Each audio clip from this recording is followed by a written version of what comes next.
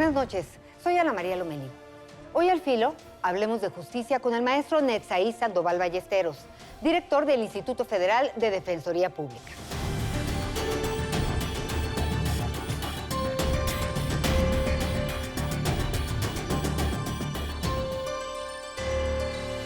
Pues maestro Netzaí Sandoval Ballesteros, gracias por estar con nosotros. Muchas gracias a ti, Ana María, por el espacio para poder platicar con tu auditorio. A ver, ¿qué hace esta Defensoría Pública Federal? Es un despacho de abogados gratuito. Es una institución de servicio a la sociedad mexicana que pertenece al Poder Judicial y que da asistencia legal en muchas materias, en materia laboral, civil, mercantil, administrativa y, por supuesto, penal. ¿Quiénes tienen derecho o quiénes pueden tener acceso a este servicio? Toda la población, en realidad no hay, digamos, distinciones. Lo único que tenemos, naturalmente, es un ámbito de competencia. En principio, nosotros atendemos materia federal, los asuntos laborales, pero federales, los asuntos penales, pero federales.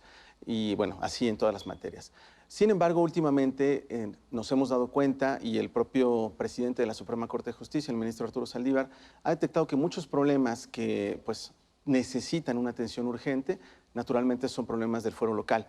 Y para eso hemos tratado de ir incidiendo en el ámbito local. Por ejemplo, recientemente el Consejo de la Judicatura nos autorizó litigar asuntos locales de feminicidio, asuntos locales, digamos, donde las mujeres han sido criminalizadas por interrumpir su embarazo.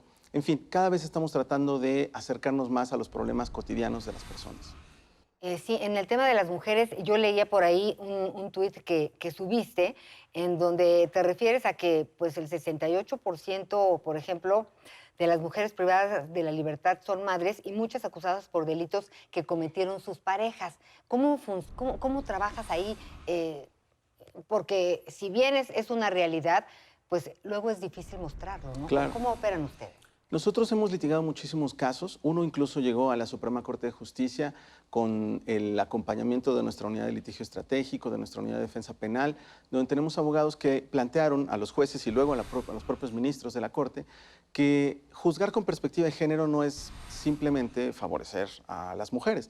Y muy concretamente se resolvió, la primera sala de la Suprema Corte decidió que para juzgar con perspectiva de género, por ejemplo, los jueces tienen que buscar las pruebas, es decir, no tienen que tener un rol pasivo, tienen que salir a buscar la evidencia cuando la mujer fue víctima de una relación asimétrica de poder o de violencia contra las mujeres.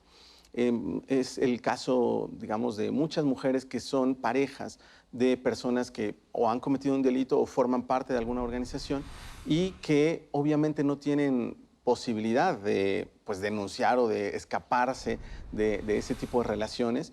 Fíjate que el caso fue muy doloroso. El ministro Saldívar, cuando admitió este caso en la Suprema Corte, emitió un acuerdo donde expresamente señala que la usuaria, la mujer que nosotros defendíamos, en realidad era víctima de trata. Era una mujer prácticamente secuestrada por su pareja y, bueno, ni siquiera estaban formalmente casados, era una relación de concubinato. Y sin embargo, cuando detienen a esta persona, pues a quien imputan es a la mujer, como si ella fuese la mente maestra detrás de estas organizaciones criminales, ¿no? ¿Y qué tipo de casos atiende la Defensoría Pública? Además de lo que me estás platicando, ya el ámbito es muy amplio, sí. Pero ponme algunos ejemplos porque es más tangible. Claro. Nosotros atendemos muchos asuntos, te decía, por ejemplo, materia laboral. En ese caso, pues obviamente personas que han sido sujetas de un despido injustificado. Y también algo bien interesante es que somos un despacho que tiene ciertos abogados especialistas que no tiene cualquier otro despacho. Nosotros tenemos un grupo de abogados que litigan, por ejemplo, derecho migratorio, es decir, todo lo que tiene que ver con personas refugiadas, personas migrantes, familias que son desplazadas. Tenemos un grupo especializado de abogados que ve esos temas. Tenemos también un grupo de abogados especializados en derechos de personas con discapacidad. Prácticamente ningún despacho de abogados de México tiene un grupo capacitado, especializado. Nosotros recibimos cursos, por supuesto, de la Escuela Federal de Formación Judicial, pero también de ACNUR, de organizaciones internacionales de la ONU, en fin, que capacitan a nuestros abogados para hacer valer pues no solamente el derecho mexicano, sino también el derecho internacional y proteger los derechos de estas personas que están en situaciones muy vulnerables. ¿Y cómo toco la puerta de la Defensoría Pública? La Defensoría Pública tiene varios mecanismos de acceso. Tenemos hoy un Defensatel, es un número gratuito nacional. Por cierto que no existía antes de nuestra llegada, en 2019 no tenían un call center. Ahora lo creamos y además lo atienden abogadas y abogados. No es un número donde te atienda un telefonista y tome un recado, no, es directamente te atiende una abogada o un abogado, es 24 horas, 365 días del año, y eso es posible gracias a que el Consejo de la Judicatura, bajo el mandato de su presidente, nos ha apoyado, ha invertido en la Defensoría Pública. Como nunca antes se ha apostado porque esta institución se fortalezca. Y bueno, si me permites, el número es 01800, es 224-2426, y ese número gratuito es nacional, la gente puede llamarnos y de ahí lo remitiremos con los diferentes abogados especialistas de la Defensoría Pública. Oye, también estaba leyendo que se publicó en el Semanario Judicial la tesis que reconoce que la prisión preventiva oficiosa puede cesar y sustituirse por otra medida cautelar. Sí. Traducción. Bueno, es un caso muy interesante. Es el amparo 315 diagonal 2021 de la primera sala. Es un asunto en el que, para hacerlo muy aterrizado, el usuario era un padre de familia, 56 años, un señor ojalatero, al que acusaron de secuestro. Cuando uno lee la acusación, resulta que en realidad la propia descripción de los policías es que se trataba de un robo a un vehículo repartidor. Y la fiscalía decide que en lugar de acusar de robo a las personas, las va a acusar de secuestro. ¿Por qué? Porque se subieron al vehículo y el alegato de la fiscalía es, pues no dejaban que se bajara el chofer. Entonces lo secuestraron. ¿Y cuál era el rescate? Pues las cosas que traía atrás. Lo cual es inverosímil. Obviamente se trata de un robo. Y obviamente cuando tú procesas a una persona por robo, pues le puedes poner 8 años. Pero si lo acusas de secuestro, le puedes poner 50 años. Entonces la fiscalía opta por un tipo penal que le da ventajas, no solamente en cuanto a prisión preventiva oficiosa, sino que le permite que cuando esos casos se discuten en los medios, pues la gente dice, ¿cómo vas a poner en libertad a un secuestrador? Pues sí, pero es que no es un secuestrador. Y segunda, esta persona ni siquiera estuvo involucrada. Él era un ojalatero, por su propio trabajo, pues tenía que estar en la calle. Y el señalamiento contra él es que viajaba en un coche de características parecidas a las que usaron para escapar los asaltantes. Pero no se le identifica a él realmente y tampoco se identificaron las placas de su coche. O sea, la evidencia contra él era tremendamente vaga. Entonces, bueno, este señor estuvo más de un año, Ana María, más de un año juzgado en el fuero local. Los jueces no se dieron cuenta que el caso era federal y retrasaron las audiencias, un año en espera en la cárcel. Cuando el caso llega a la Defensoría Federal, pues ya llevaba muchísimos meses de un juicio perdido, inútil, y lo que nosotros le planteamos a la Corte es, estos casos pues representan una enorme injusticia, la gente debe ser puesta en libertad, no tienen por qué estar en espera de su juicio en la cárcel. Muchísimas personas son inocentes y por lo tanto, pues cuando se ha retrasado el juicio por culpa de las autoridades, pues esas personas tienen que recuperar su libertad. Y bueno, en la Corte nos dio la razón. Algunos jueces creían que cuando se te acusaba de uno de estos delitos, de este régimen de excepción del 19, entonces secuestro, delincuencia organizada, pues no había forma que te pusieran en libertad. Ellos estaban obligados a mantener la prisión preventiva eternamente.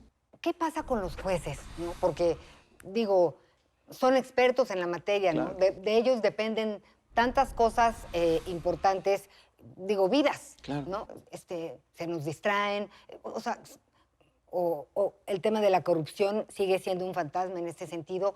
Como ciudadano, no somos expertos en derecho, Claro. ¿no? Solo tenemos nuestra palabra contra lo que sea, en el caso de ser inocentes, ¿no? Claro.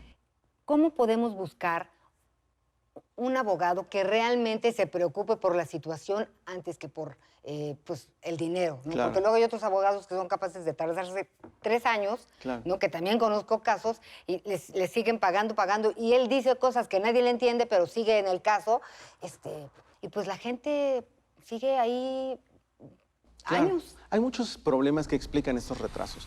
Por ejemplo, los exhortos, que son instrumentos para notificar, que son pues un mecanismo del siglo XX, cuando no había internet, pero que hoy realmente ya no se entienden y ya no funcionan.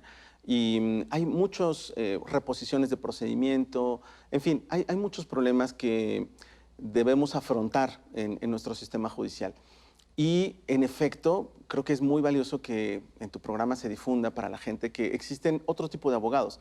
La Defensoría Pública da un servicio de calidad, tenemos servicio civil de carrera, tenemos supervisión y evaluación a nuestros abogadas y abogados. No es un servicio frío. La gente cree que la Defensoría Pública en general pues son los abogados de oficio, los abogados que no van a hacer un buen trabajo. Y en el caso federal tenemos una defensoría reforzada, renovada. Hay muchos ejemplos de cómo hemos invertido en esta institución. Por ejemplo, la Defensoría Pública hoy tiene peritos, porque no se trata solamente de alegar leyes. Tienes que ofrecer pruebas, tienes que tratar de demostrar con evidencia la inocencia de las personas. Y entonces ahora tenemos científicos forenses, tenemos antropólogos, tenemos genetistas, tenemos ingenieros, médicos, que pueden demostrar la inocencia de las personas o, por ejemplo, que fueron torturadas, en fin. ¿Cuál es la capacidad de la Defensoría? ¿Cuántos casos están a nivel nacional? En cada estado hay una sucursal, por así decirlo. ¿Cuántas personas han atendido? Claro. ¿Cuál estadística tiene? Claro. La Defensoría Pública tiene 3,000 trabajadores en todo el país. Por cierto, esto fue un incremento importante. Cuando inició la administración del ministro Saldívar, teníamos 2,700 y ahora tenemos 3,000 trabajadores, un crecimiento, digamos, del 10%. Cuando llegamos también en 2019, teníamos delegaciones solamente en 27 estados de la República y ahora tenemos en las 32 entidades federativas.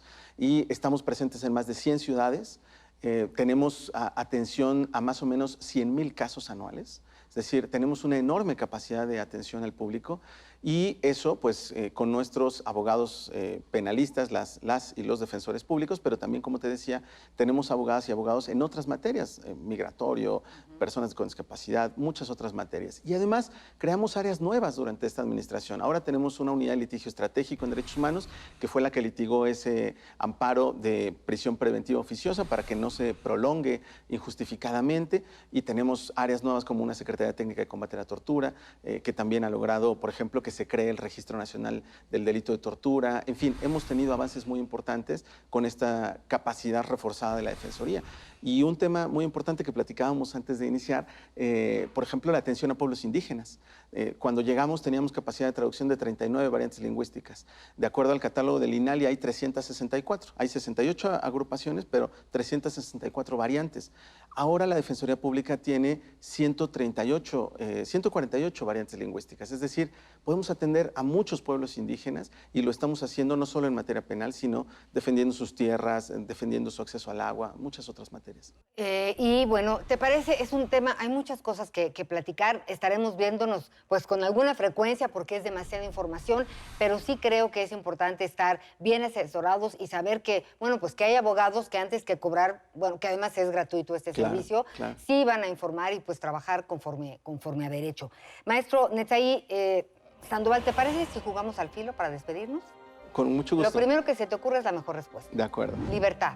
México. Justicia. Suprema Corte. Tortura. Sistemática. Jueces. Renovación. Derecho. Esperanza. México. Futuro. Muchísimas gracias, maestro. Maestro Netzaí Sandoval Ballesteros, gracias por estar con nosotros. Muchas gracias a ti, Ana María, y a tu auditorio. Y recuerden ustedes que tenemos una cita la próxima semana. Muchas gracias. Buenas noches.